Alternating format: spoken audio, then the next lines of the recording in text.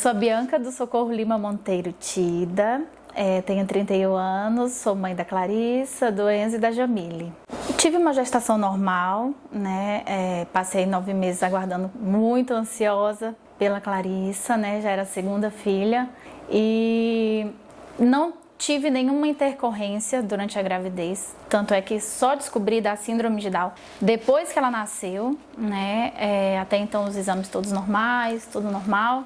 E quando ela nasceu, veio o diagnóstico primeiro da síndrome de Down.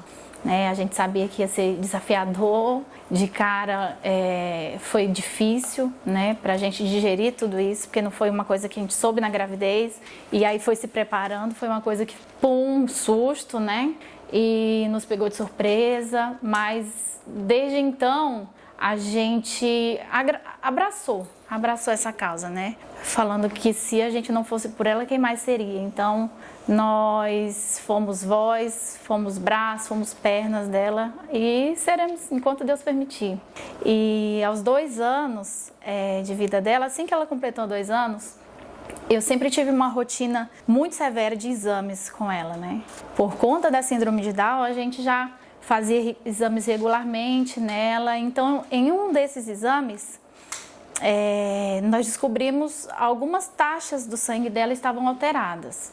E aí cheguei a levar aqui em Marabá, em um médico, que até falou para mim que seria alguma coisa que relacionada à anemia, alguma outra coisa assim, só que eu sou incansável. Quando eu quero descobrir alguma coisa, vou em cima, vou embaixo e pesquiso, olho internet, olho livro, olho o que for, mas vou atrás daquilo, né? Então, não satisfeita com esse diagnóstico daqui de Marabá, eu precisei correr atrás de ir para São Paulo, né? Onde eu já havia levado ela outras vezes. E daí então em São Paulo, por conta de um exame alterado, um hemograma, um simples hemograma, eu fui atrás e descobri que ela estava com leucemia. Foi mais um choque, muito difícil, né? Lembrar dessa época da minha vida, abrir cicatrizes que talvez ainda não curaram, né? Que são dolorosas, mas ao mesmo tempo cheias de gratidão, porque hoje eu tenho minha filha aqui, já se passaram 2 anos da última quimioterapia dela, e ter ela comigo, sorrindo, faz toda aquela parte, todas aquelas dores, aqueles medos, aquele choro, noites mal dormidas, dias de UTI, onde eu via crianças morrendo do meu lado direito, do meu lado esquerdo, e talvez pensando que minha filha seria a próxima. Medo humano normal, né? Mas que em nenhum momento deixou abalar a minha fé de que esses momentos passariam. Tanto é que eu tenho tatuado aqui, tudo passa, para lembrar bem dessa época mesmo, onde houve muito sofrimento, mas que passou. Eu estava em São Paulo, no consultório médico, do médico dela, de lá. E eu estava sozinha, meu esposo estava aqui em Marabá trabalhando, né? E eu a levei em um exame, uma consulta de rotina, porque eu via que tinha alguma coisa errada, mas eu não sabia que eu sairia daquele consultório com esse diagnóstico, né? E conversei com o médico e ele falou para mim, saí do consultório dele, ele falou assim: mãe, eu quero que você vá agora para um hospital e interne a Clarissa. Eu falei: doutor, mas tem alguma coisa grave nos exames? Eu quero saber. E ele falou assim: eu quero que você passe com ela por uma equipe de oncologia. Então, quando ele falou isso, eu já sabia. Ele era um médico muito experiente, ele tem 40 anos de experiência só com síndrome de Down. E aí, quando ele falou isso, eu já sabia, né, que seria uma leucemia. Mas meu mundo desabou, eu não sabia o que fazer. Graças a Deus tive a ajuda de familiares que moram em São Paulo, que me ajudaram com isso. Até o meu esposo chegar, que ele, na verdade, essa consulta foi umas 6 horas da tarde, e na madrugada ele já pegou o voo, de manhã cedo ele já estava comigo, né? Então nós tivemos que pegar o outro filho daqui, o Enzo, levamos para São Paulo. Nossa vida mudou do dia para a noite. De repente eu estava em São Paulo com plano de voltar para minha casa em uma semana. E passei 1 ano sem vir na minha casa. 1 ano.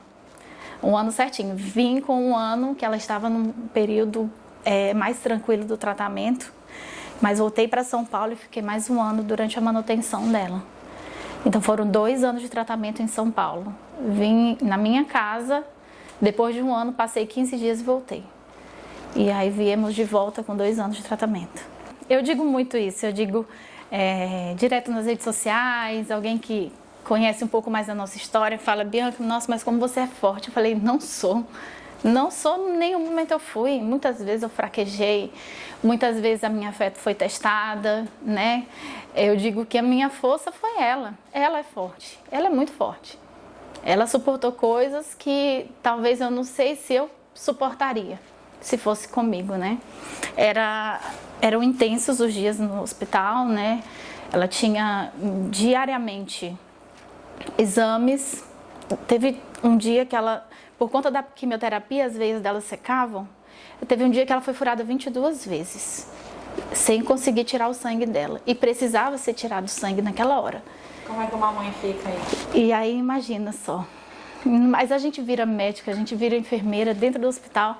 Graças a Deus a gente conheceu pessoas maravilhosas, assim, que acolheram a gente mesmo lá, que deixou um pouco mais leve, né, esse fardo. Mas nas horas a gente vira mãe, vira leoa, vira médica, vira o que for. Tem um certo episódio, que até está gravado no vídeo,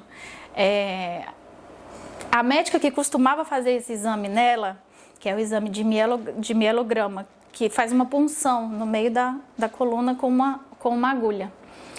Ela tinha entrado de férias, alguma coisa assim, e mandou outra mulher que não estava conseguindo segurar a Clarissa, porque havia uma sedação, só que leve. Mas a Clarissa sempre foi muito difícil de sedar. E durante essa sedação, que a posição que a mulher não estava conseguindo fazer, eu falei assim: eu seguro. Porque eu não conseguia ver ela segurando errado e o receio de acontecer alguma coisa com a Clarissa no meio daquele exame. Eu falei: eu seguro. Ela falou: você dá conta? Eu falei: dou. Eu seguro. Eu já vi várias vezes elas fazendo, então eu vou fazer. Eu vou segurar, porque pra mim eu faria melhor do que ela. E aí eu segurei ela com toda a força e deu certo o exame. Mas assim, só Deus sabe como é que estava o meu coração naquela hora, né? Assim, a vida dela naquela hora dependia de mim, de segurar, de ser forte, assim como foi durante todo o tratamento. O momento mais difícil durante todo o tratamento foi quando ela teve a imunidade muito baixa.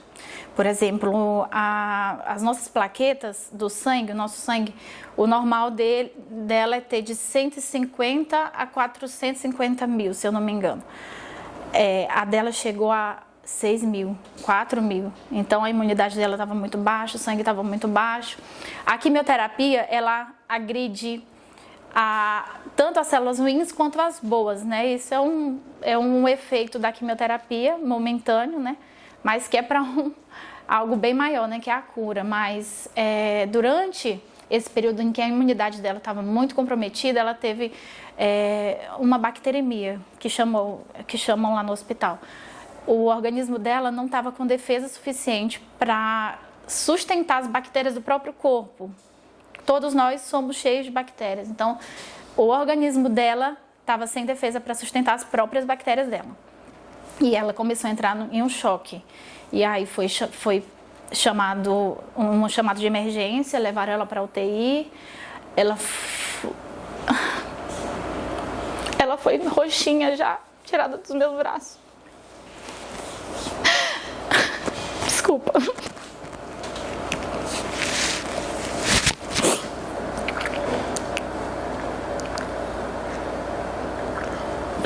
Nesse momento eu pensei que eu ia perder ela. Tiraram ela dos meus braços, eu corri e nós fomos para a UTI.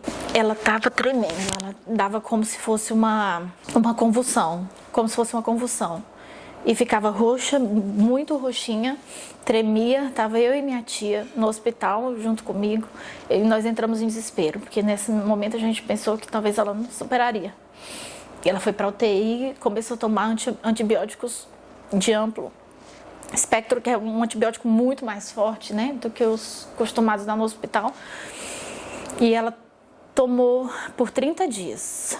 Foram 30 dias de antibiótico na UTI e dia após dia, né, a gente acompanhando a evolução dela. E graças a Deus ela aguentou bem. Ficou 30 dias. Foram os piores dias da minha vida, de toda a minha vida. Porque não era só a dor dela, eu sempre fui muito de absorver a dor dos outros.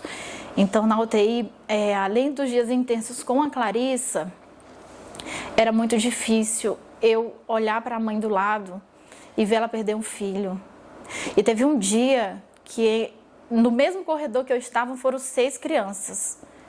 Então, as mães que eu tomava café junto, que a gente almoçava, que a gente jantava, de repente falava: oi, Bianca, como é que tá a sua filha? Ah, tá bem. Aí, e o seu? Acabou de falecer, sabe? A mãe entrava em desespero.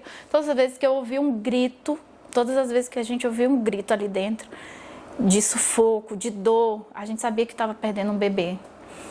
E é igual eu falei, a gente pensa, e a nossa, que está ali na mesma situação, será que vai conseguir sair dali?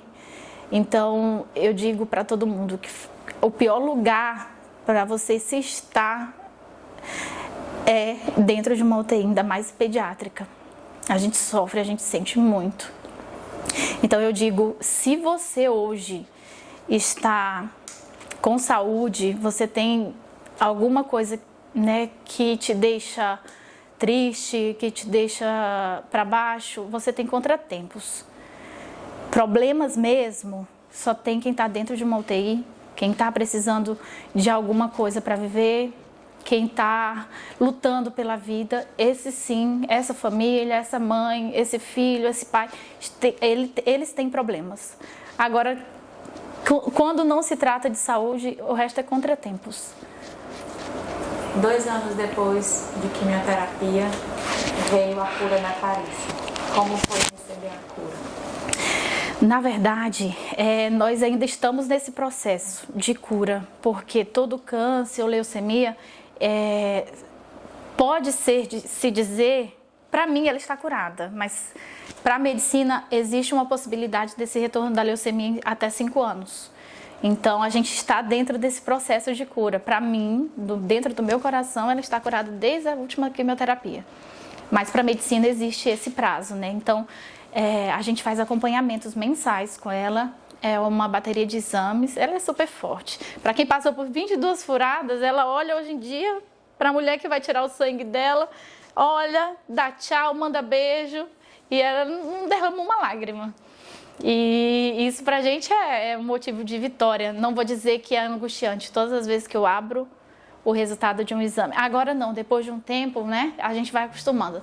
Mas os primeiros exames dela eu abria tremendo. Eu chorava, eu tremia, porque pra mim talvez, né, a minha parte humana dizia mais alta nessa hora. E ficava com medo mesmo. Eu aprendi a valorizar muito mais a vida, ver a vida com outros olhos, aproveitar cada momento, né? A gente às vezes perde muito tempo com coisas pequenas, quando na verdade você precisa valorizar a sua vida como um todo. Se você tem o ar para você respirar, um ar puro, se você tem uma casa, se você tem uma família, você tem tudo. Você tem tudo. Se você tem saúde, você tem tudo. Você pode correr atrás de tudo.